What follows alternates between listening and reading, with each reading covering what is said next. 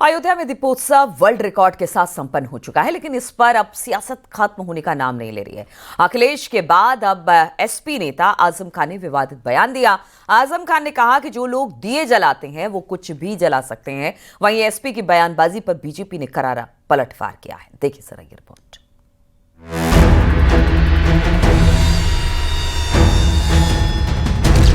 अयोध्या में दीपोत्सव को लेकर अखिलेश के बयान पर सियासी घमासान जारी है। अब समाजवादी पार्टी के पूर्व सांसद आजम खान ने दिए जलाने को लेकर विवादित बयान दिया है। उन्होंने कहा कि जो लोग दिए जलाते हैं वो कुछ भी जला सकते हैं। दिवाली के इस पर्व पर जिसमें दिए जलते नहीं हैं, दिए रोशन होते हैं। वो लोग जो दिए जलाते हैं वो कुछ भी जला सकते हैं, लेकिन जो लोग दिए रोशन करते हैं उनका मकसद सिर्फ उजाला देना होता है, ठंडक देना होता है। कुछ दिन पहले अखिलेश यादव ने दीपोत्सव पर कहा था कि हमें दियों और मोमबत्ती पर खर्च क्यों करना चाहिए। जब हमारी सरकार आएगी इसकी जगह वैसी रोशनी करवाएंगे जैसी क्रिसमस में होती है। दुनिया में इस समय क्रिसमस का समय पूरे शहर जगमगा जाते हैं और महीनों जगमगा के रखते हैं वो लोग। उन्हीं से सीख लो बस। क्यों खर्चा करना बार बार दियों का, मोमबत्ती का और ये दिमाग लगाना है?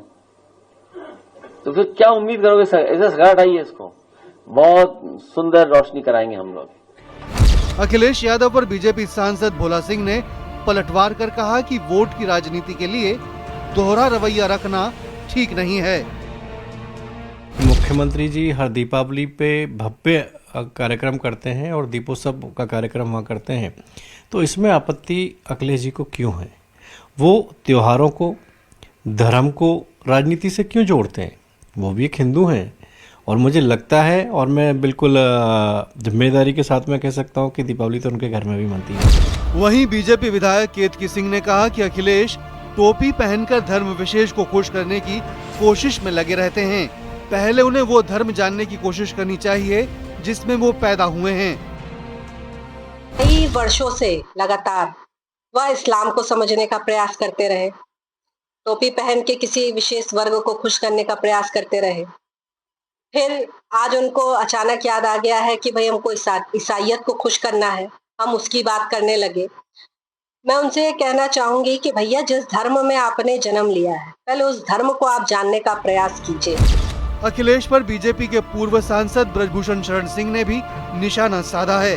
उन्होंने कहा कि लगता है अखिलेश यादव को गलत सलाहकार मिल गए हैं। जैसे राहुल गांधी को कुछ सलाहकार मिल गए और एकदम उनको सनातन समाज से एकदम अलग थलग कर दिया, लगता है उसी में से कोई इनके पास भी आ गया है। और ये परंपराएं, ये त्योहार, इसको कोई बदल नहीं सकता है और किसी समाज का त्योहार नहीं बदल सकता है। दीपोत्सव पर समाजवादी पार्टी की तरफ से बयानबाजी पर वार पलटवार जारी है। Bureau report, news 18, Uttar Pradesh, Uttarakhand.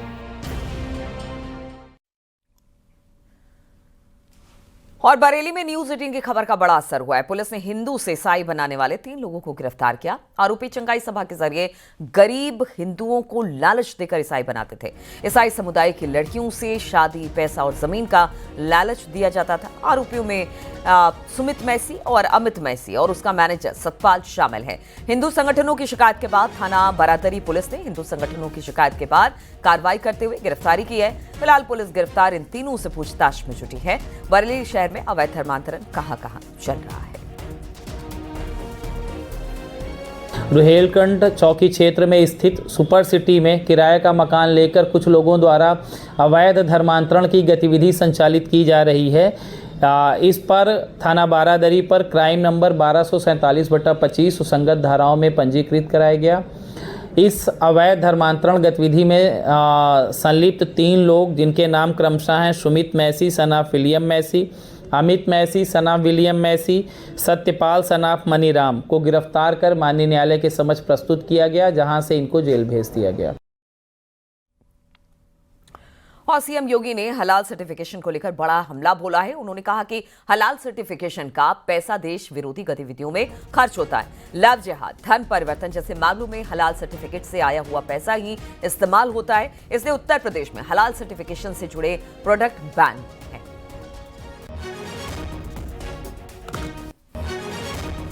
सामान खरीदते हैं तो सामान खरीदते समय एक चीज जरूर देखिए, क्या उसमें हलाल सर्टिफिकेशन तो नहीं लिखा हुआ है।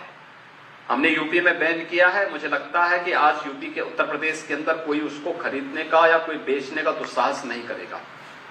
लेकिन आप आश्चर्य करेंगे, साबुन का भी हलाल, कपड़े का भी हलाल, दिए सिलाई का भी हलाल। मैं भौचक था। एक अधिकारी बोला साहब इसमें, मैंने कहा भी देखो नहीं नहीं नहीं, एक षड्यंत्र है भाई। मैंने कहा माचिस तो झटका वाला है, आप एक झटके में लगाएंगे तो तभी आग जलेगा, आप हलाल करते रहेंगे तो कभी जलेगी नहीं वो माचिस। तो मैंने कहा इससे बड़ा झूठ क्या हो सकता है। आप सोचो, और हमने जब कार्रवाई प्रारंभ की 25,000 करोड़ रुपए देश के अंदर हलाल सर्टिफिकेशन से होता है, और भारत सरकार की या राज्य सरकार की किसी भी एजेंसी ने उन्हें मान्यता नहीं दी है। ये सारा का सारा पैसा आतंकवाद के लिए, लव जिहाद के लिए और धर्मांतरण में दुरुपयोग होता है, और इसीलिए उत्तर प्रदेश ने इसके खिलाफ बड़ी कार्रवाई प्रारंभ की है। और अब बात स्वामी प्रसाद मौर्य की कर लेते हैं। स्वामी प्रसाद मौर्य ने दिवाली पर पत्नी पूजन के बाद विवादित बयान दिया। उन्होंने कहा कि धन की देवी की पूजा के बावजूद भारत गरीब है। 80 करोड़ लोगों को के जीने का आधार 5 किलो राशन है। दिखावे छलावे से दूर रहना चाहिए। स्वामी प्रसाद मौर्य ने कहा कि जहां लक्ष्मी की पूजा नहीं, वो देश विश्व में अमीर है। दकियानुसी विचारों से बाहर आना होगा। लक्ष्मी पूजा से ही धन मिलता तो काम की जरूरत ही क्या थी। साधु संतों और बीजेपी ने स्वामी मौर्य पर पलटवार किया है। देखिए जरा ये रिपोर्ट।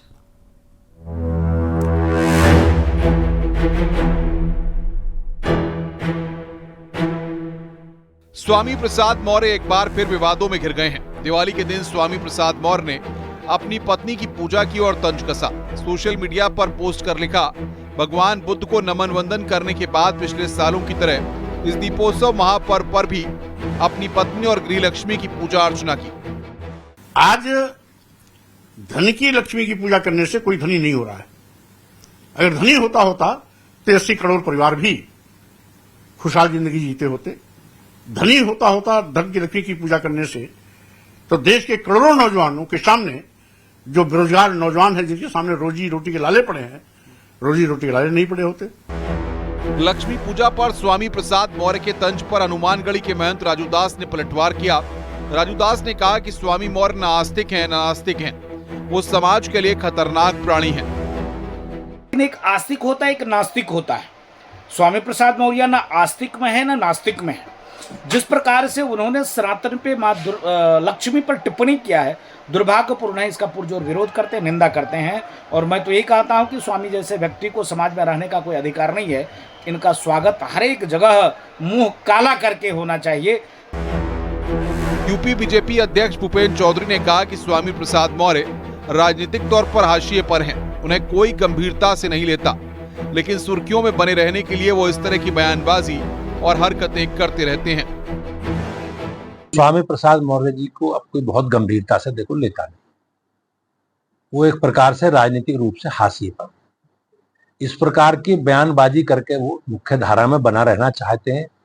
लेकिन प्रदेश की जनता स्वामी प्रसाद जी जैसे लोगों के बारे में समझ चुकी है और उन्हें बहुत को गंभीरता से, उन्हें या उनके बयानों को बहुत गंभीरता से अब लोग लेते नहीं। स्वामी प्रसाद मौर्य अक्सर अपने विवादित बयानों के चलते काफी चर्चा में रहते हैं। 2023 में भी स्वामी प्रसाद मौर्य ऐसी ही कुछ तस्वीरों और देवी लक्ष्मी पर विवादित बयान को लेकर निशाने पर आए थे। Bureau report, news 18, Uttar Pradesh, Uttarakhand.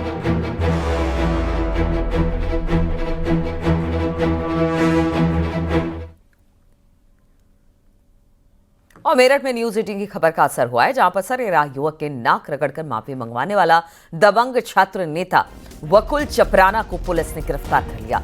मामूली विवाद में अभद्रता और बदसलूकी की थी, जिसका वीडियो सोशल मीडिया पर वायरल हुआ, जिसमें एक कार सवार को घुटनों के बल बिठाकर नाक रगड़कर माफी मंगवाता ये शख्स नजर आया था। लेकिन अब देखिए, ये पुलिस की गिरफ्त में है और अब पुलिस ने इसे गिरफ्तार कर लिया है। न्यूज 18 ने इस खबर को प्रमुखता से दिखाया था और उसके बाद ही इस शख्स की गिरफ्तारी।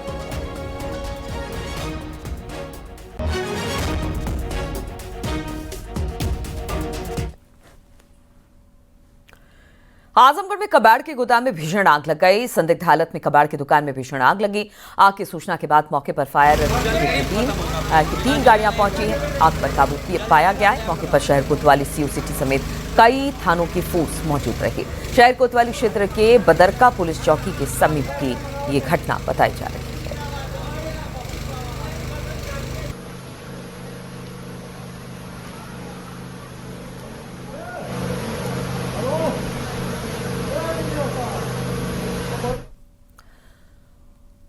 और बदायूं से खबर लेते हैं, जहां पर बिसौली कोतवाली क्षेत्र के बिलसी रोड पर दीपक जलाते समय निजी अस्पताल में आग लग गई। आग लगने की सूचना पर पुलिस और दमकल विभाग की टीम मौके पर पहुंची। अस्पताल से जितने भी ऑक्सीजन सिलेंडर थे तुरंत उसे बाहर निकाला गया और आग बुझाने का काम शुरू किया गया। ये तस्वीरें हम आपको दिखा रहे हैं। दीपक जलाया गया अस्पताल में और इसी दीपक ने आग पकड़ा और उसके बाद बताया जाता है कि फायर ब्रिगेड की टीम, पुलिस की टीम मौके पर पहुंची। लेकिन सबसे पहले यही था कि जितने भी ऑक्सीजन सिलेंडर है, क्योंकि इसमें ब्लास्ट होने का खतरा था, सबसे पहले उसे निकाला गया और उसके बाद फिर हॉस्पिटल में आग पर काबू पाया गया।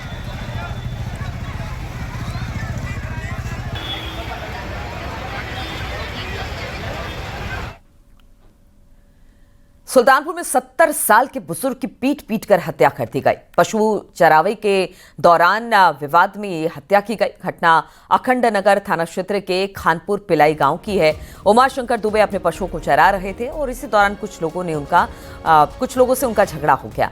आरोपियों से लाठी डंडों से बुरी तरह से पीटा। घायल उमाशंकर को अस्पताल में एडमिट किया गया, जहां पर डॉक्टरों ने उन्हें मृत घोषित कर दिया। घटना में गुस्साए परिजनों ने आरोपियों की गिरफ्तारी की मांग को लेकर शव को अखंड नगर चौराहे पर रखकर प्रदर्शन किया। पुलिस ने पीड़ित परिवार को समझा बुझाकर मामले को शांत कराया। पुलिस ने आरोपियों की गिरफ्तारी के लिए 2 टीमें गठित कर दी है।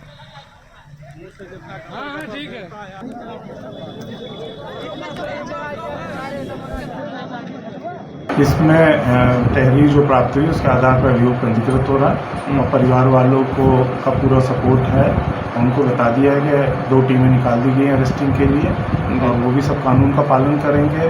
जो मृतक के परिवार वाले हैं और जो अपराधी हैं उनके खिलाफ सख्त से सख्त कार्रवाई की जाएगी। और बुलंदशहर में मामूली कहासुनी को लेकर खूनी संघर्ष हो गया। इस खूनी संघर्ष के बाद दोनों पक्षों में लाठी डंडे चले, जिसमें एक पक्ष के 2 लोग घायल हो गए। दोनों पक्षों के बीच पहले से रंजिश थी। मामला थाना खुर्जा नगर कोतवाली क्षेत्र के सराय नसरुल्ला खान का है। आरोप के मुताबिक विपक्षी लोगों ने लोहे की रॉड और हथौड़े से हमला किया, जिसमें एक लड़का और एक लड़की घायल हो गए। पुलिस ने मामले की जांच शुरू कर दी है।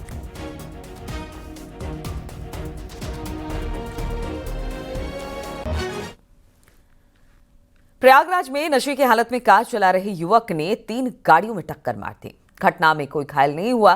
स्थानीय लोगों ने नशे की हालत में गाड़ी चला रहे युवक की पिटाई की। रविवार को धूमनगंज थाना क्षेत्र के रजरूपुर के जगुआर कार में ने आधा दर्जन लोगों को कुचला, जिसमें एक की मौत हो गई और 3-4 लोगों को गंभीर चोट भी आई थी। करेली थाना क्षेत्र के लेवर चौराहे का मामला बताया जा रहा है।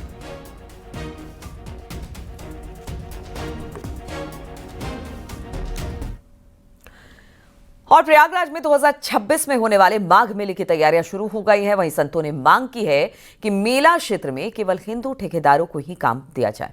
संतों का कहना है कि जैसे मक्का में गैर मुसलमानों का प्रवेश वर्जित है, उसी तरह से संगम क्षेत्र में भी गैर सनातनियों का प्रवेश भी बैन होना चाहिए। संतों के बयान पर मौलाना बरेलवी ने ऐतराज जताया।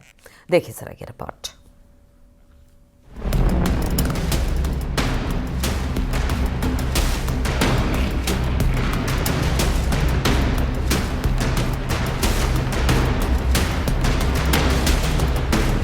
प्रयागराज में संगम की रेती पर जनवरी 2026 में माघ मेला लगेगा, जिसकी तैयारियां जोरों पर हैं। इस बीच साधु संतों ने मेले में गैर हिंदुओं की एंट्री पर रोक की मांग की है। जितने भी लोग काम करने वाले आते हैं, सेवा देने के लिए आते हैं, जिनके मन में किसी भी प्रकार का सनातन के प्रति श्रद्धा ना हो, आस्था ना हो, ऐसे लोग इस मेले में ना आवें और उनको ना आने दिया जाए। संतों का कहना है कि जैसे मक्का में गैर मुसलमानों का प्रवेश वर्जित है, उसी तरह से संगम क्षेत्र में गैर सनातनियों का प्रवेश भी बैन होना चाहिए। हमने जैसे मक्का मदीना में कोई गैर मुस्लिम नहीं जा सकता, तो वैसे ही हमारे कुंभ क्षेत्र में कोई गैर हिंदू न जाए। अभी से अधिकारी चेत जाएं, जो समस्याएं यहाँ हो रही हैं, लगातार वो अनाप शनाप पैसा लेंगे, गलत तरीके से व्यवहार करेंगे और आप शुद्धता की गारंटी नहीं ले सकते। माघ मेले में हिंदू धर्म में आस्था न रखने वालों को बैन करने वाले संतों के बयान पर मौलाना शहाबुद्दीन बरेलवी ने ऐतराज जताया है। त्योहार को विवादित बनाने की कोशिश की गई और अच्छे खासे माहौल को, खुशगवार माहौल को, फिजा को परागंदा करने के लिए ये इस तरह के विवादित बयान लोग देते हैं और अपनी नफरत की रोटियां सेकते हैं। साधु संतों की मांग है कि माघ मेले में केवल वही ठेकेदार काम करें जो सनातन आस्था का सम्मान करते हैं। मेला क्षेत्र में दुकानें भी वही लगाएं जो सनातन के लिए आदर का भाव रखते हैं। वहीं मौलाना ने ऐसे बयानों को आपसी भाईचारे के खिलाफ बता दिया है। Bureau report, news 18, Uttar Pradesh, Uttarakhand.